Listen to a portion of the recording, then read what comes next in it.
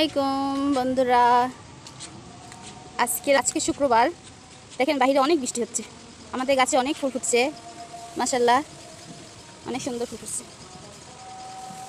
আমাদের গাছে ড্রাগনও পেকে গেছে। আজকে শুক্রবার, তাই ড্রাগনগুলো নিতে আসলাম ছাদে বৃষ্টির ভিতরেও, কারণ বাসায় সবাই আছে, সবাই কেটে খেয়ে ফেলবে।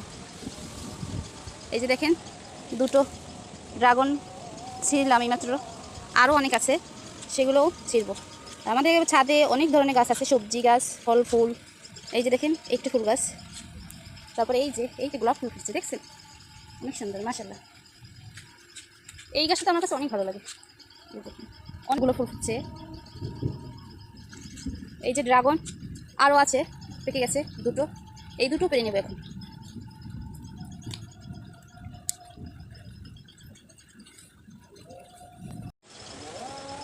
একটা ছিঁড়লাম, এখন আর একটা ছিঁড়বো। যে অনেক ভালো লাগে নিজের গাছের ফল ছিঁড়তে। আরও একটা হয়েছে, ওই যে দেখেন ওই পাশে আছে, এই যে মাশাআল্লাহ বলবেন সবাই। আরও আছে এই যে একটা,